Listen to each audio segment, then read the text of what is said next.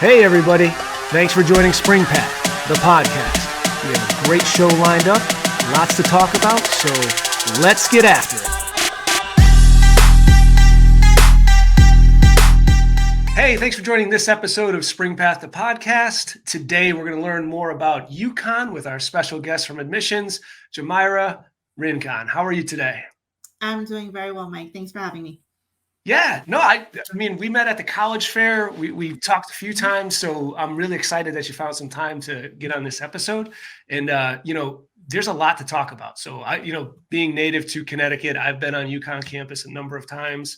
I take my kids there, my family to go watch games. So I'm looking forward to sharing more about the campus lifestyle. So why don't we start with how you got into this role? I know you were a student, then you left, then you came back. Yeah, so I am a very proud UConn graduate. So while I was a student at UConn, I worked as an orientation leader. I kind of stumbled upon it, hearing about it randomly, and I ended up doing that for 3 years. So that experience really led me to feel like I wanted to work in higher education. I really enjoyed working with the prospective students, current students, and also their families. So after I graduated from UConn, I worked at a few other institutions in admissions, very different from UConn. I worked at a for-profit institution, a private university, and now I'm at a public flagship. So it was always my intention to go and come back to UConn. So I'm very happy that I've been given the opportunity. Yeah, no, that's great. And I think you had mentioned to me offline that you got into it through one of the clubs on campus. Was that right? Yeah, so I was at a club meeting for one of the clubs that I was involved in, and an orientation leader came in and said, "Hey, this is an opportunity that I had this past summer. It was a lot of fun, so I'm here to tell you more about it. If you're interested, apply." It sounded interesting to me, and that's what I did. Yeah, and that's important to know because we're going to talk about advocating for yourself and getting into clubs because that's a big piece to this. For sure. All right, so so now you're here. You're in admissions. You're helping families. You're helping students learn more about the school and determine if UConn's the right fit for them. So let's share with the listeners and the viewers. Talk to me about the campus because you have some uniqueness about the campus. It's a huge campus, but the main one. Yes. Yeah. So, I mean, UConn is a multi-campus university for our undergraduate students. So we have our main campus in Storrs and Tallinn County, but we also have these smaller regional campuses across the state in Stamford, Avery Point, Hartford, and Waterbury. But I'll focus a little bit more on the Storrs campus. So we're considered a medium-sized university, about 19,000 students in Storrs. And like you mentioned, it is quite large, just over 4,000 acres. And it definitely has that traditional college feel. Highly residential. Majority of our students live on campus. A lot of them live on campus all 4 years. And it is in a rural setting. If you've ever been to UConn Storrs, we have our horses, cows, chickens right on campus. It definitely has a nice campus feel, very safe environment for our students as well. Sure. And I mean, and it's a good point. Like when UConn started, it was a big agricultural school. So when you get there, like you have the dairy bar, like you have a lot of things that are still traditional, but how many programs do you have today? Because you've grown quite a bit. Yeah, so we definitely started off as an agricultural school, and now we're up to over 115 majors, and those are spread throughout our 10 schools and colleges. So there is a lot to choose from. Sure, definitely a lot of variety. And so let's stay on the topic of the campus because I want to paint the picture a little bit because it is a beautiful campus. You have you have all 4 seasons. You're up here in New England. You kind of have that New England architecture of buildings, and then when you walk through the campus, you mentioned there's a downtown, but a lot of people stay on campus just based on the setup. Yeah, so directly across the street from campus, we have what we call downtown stores. So if students want a break from the dining hall or they want to go to the grocery store, they just walk across the street and they're able to do that. So we have different restaurants and cafes, and that's relatively new. So when I was a student, that was not there. So within the past, 10, 15 years, that has definitely grown. If parents are coming to visit their students on campus, that's also a popular spot to take them. Sure. And it is kind of the campus is kind of family oriented, and I think that has a lot to do with some of the sports as well, right? Because you're very well known in the basketball arena. But you and I talked about the different levels of sports. Like, what do you usually tell a student that maybe a student athlete in high school and is looking to come here, but maybe D1 is not the right level? So, what do you usually have for students like that? Sure. So we have our 21 Division One sports, which obviously are quite competitive, and typically students are recruited for those.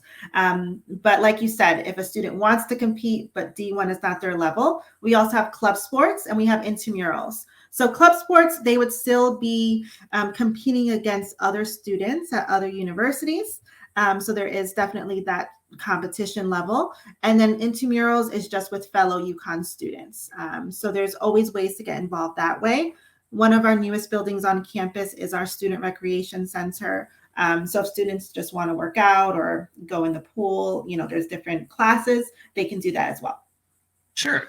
And now let's talk a little bit about the perks of being a student on campus when it comes to sports. Now there are, I think it's just tied to the home games, but there are tickets available for all major programs. Is that correct? Yeah. So as a UConn student, you're paying your tuition, you're paying your fees, and part of that is you're going to get into those games for free. Of course, some of the games are more popular than others. So sometimes there is some type of lottery system. So it's not guaranteed that you would get a ticket, but you wouldn't have to pay. Yeah. No, and listen, it's a lot of fun. I know we have to pay. I pay for my family. So it's nice that you have that for free as a perk for students. And I will say, just on a personal note, I've been to the campus a number of times just for other events that you host. It doesn't necessarily have to be a UConn sports program oriented event. You have different camps for younger students. You have you hosted the National Field Hockey tournament this past winter. You have a number of things going on. For sure. So, I mean, on the weekends, like I said, most students are staying on campus and there's always events going on. So some schools, on the weekends, it's kind of dead. Everyone goes home, but that's certainly not the case for UConn stores. Yeah, so there's always something to do. Yeah, so let's kind of venture outside of sports and talk a little bit about some of the. We could talk about clubs, but you also have different cities nearby. I mean, you're not far from Boston, and it's not too far from New York. So, and then there's also Hartford, which is local. But how do students, if they wanted to get into the city, have a night out, how does that tie into what you Yeah, offer? so I mean, we're in a pretty good location because we're, like you said, close to Boston, not that close, not that far from New York City. So there are weekend trips that students can do to go to those cities. Also, Providence is not too far. If students want to take the bus to Hartford, there is a bus that goes all day long from Hartford to stores that students can utilize. There's something called a U-Pass, which is essentially a pass for students to ride any in-state train, bus, fast track. So if they want to get on campus, certainly they can. And then from Hartford, of course, they can go to all different places. Yeah, so I mean, I'll say this for I would highly recommend coming and taking a tour and taking in a game. It's a lot of fun. That'll give you the full experience. All right, so from there, let's say, all right, I I took a tour. I love the campus. I think it's great. I love the sports, just the energy and the activities that are available. Talk to me about programs. Now we'll talk academics. What are you well known for? Because you do have some competitive programs there that you can share with the audience. Yeah, I mean, as I mentioned, over 115 different majors. I would say there is a strong focus in the STEM fields. Our newest building that just finished being built is our new science building. But even if you're not majoring in something STEM related, you can still find plenty of majors that will pique your interest. And we're also a Research One university. So that means all faculty are doing some type of research, and that's something that students can get involved in. And again, it doesn't have to be STEM focused. So students can always go to their professors after class if they have an interest in research, or they can go to our Office of Undergraduate Research to find those opportunities as early as their first year. I would say that research is something that is woven into the UConn experience, but you can do as little or as much as you want. As far as competitive programs, I would say the School of Nursing, the School of Engineering, and the School of Business. Those are our top three most competitive. Sure. Yeah, without a doubt. And I think it's important to note what you said there is that, you are a research university and you can start as early as your first year. So, when I first started college, I didn't know exactly what I wanted to do. But for someone who's really driven and they know what they're there for right on day one, it sounds like they can get started right away. Absolutely. There are students who know this is what I want as a career and they're focused on that. And for those students, it might be very beneficial for them to take part in research as early as their first year. So working with that office, working with their academic advisor, working with all the resources that we have on campus can help them do a lot of research as an undergraduate. Yeah, so that's a good segue. So let's touch on that. Let's say you're talking to me and I'm looking to go to school there. I didn't know what I wanted to do my first year. So I'm assuming you have some type of exploratory first year, and the support. Talk a little bit about who you have available. Like you mentioned academic advisors, but what else do you offer? Sure. So if students know what they want to study when they're filling out the application, by all means, they can put it on the application. But about a quarter of our students come in as exploratory, and that's what we call our undecided major. So they'll start in our ACES program, the Academic Center for Exploratory Students. They'll have an academic advisor, and they'll go over major exploration. They will take classes that they need to take for graduation. So it's not as though they'd be falling behind if they didn't know what they wanted to study right away. And in my experience, a lot of students end up changing their major once they get to college, and that's perfectly fine.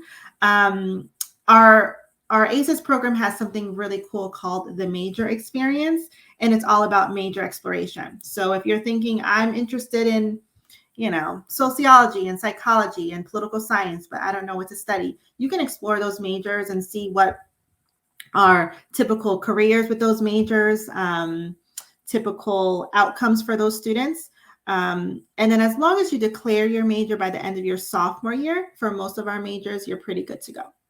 Okay, so it sounds like you're still investing in graduating. So it's not like it's wasted time or lost time.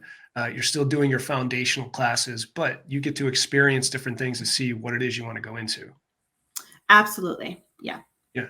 All right. That's very cool.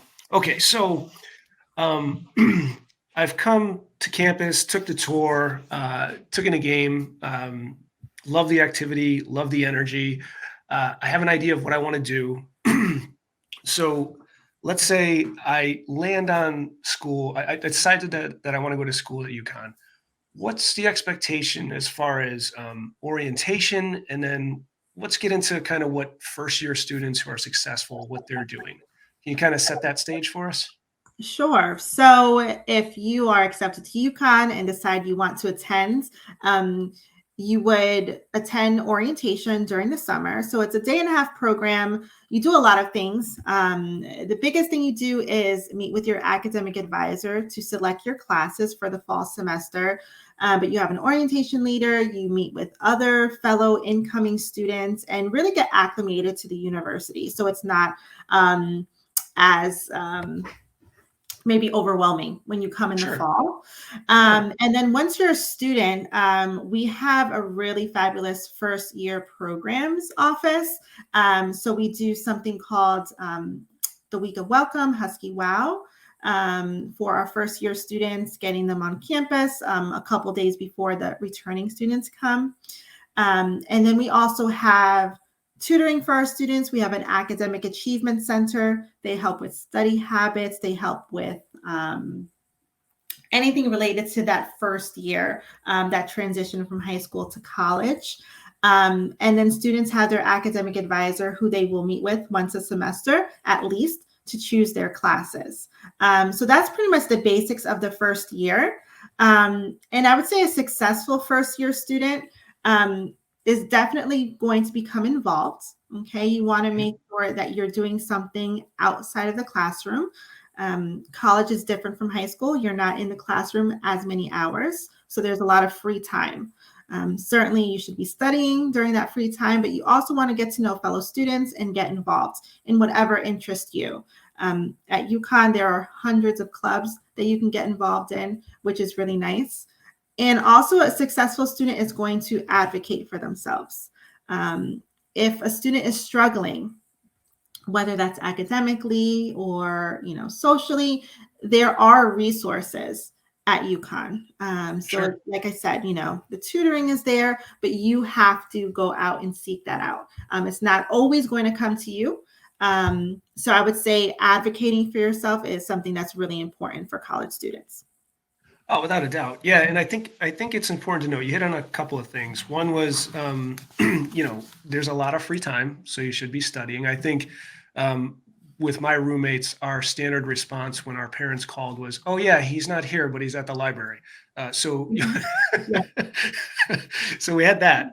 But then it's also about advocating for yourself. So this is kind of an important note, and I tend to share this with parents is that UConn's a mid-sized school, so there's a lot of enrollment, there's a lot of students, a lot of faculty. The support is there, but for parents, they shouldn't be doing it for their student. This is a transition year. They should be encouraging their student to get out and meet with their faculty, meet with their advocates, their academic advisors on their own. They should start teaching them to set that instead of, because I know sometimes parents want to do it for them. So it's usually, we try to get that message out there.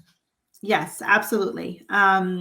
Working in admissions, I speak to a lot of parents. I would say more parents than students around this time, which is fine. I understand, the parent wants the best for their child, but now is a good time for the students to understand, now I'm going to be out on my own. I have to ask for things myself. I shouldn't have to rely on my parents for everything. So if parents can help their students with that transition, I think that's beneficial.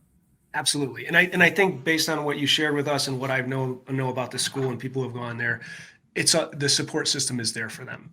It's just simply about asking. Yep. I would agree with you. Yep. All right. So, So I'm here. It's my first year. I'm advocating for myself. You have clubs, you have involvement fairs. Talk to me about, I think you had like over 700 clubs, right? Across all your campuses. So there's something for everybody. And so students should get out there, but talk to me about some of the volunteer work and how you give back. Because there's a lot there. Yeah, so I would say volunteer work is something that's really big with our students. So we have our community outreach office that's all about volunteering. Whether you want to do a weekend project, some students during spring break, they'll do what we call an alternative break. So students have gone to New Orleans, Mississippi, built homes with Habitat for Humanity, things like that. When I was a student, I volunteered as a big sister in the Big Brother, Big Sister program. So that was something that was very influential for me. And every year we do over 1 million hours of community service. Wow. One of our traditions is called Huskython. That's an 18-hour dance marathon. Our students raise money for the Connecticut Children's Medical Center.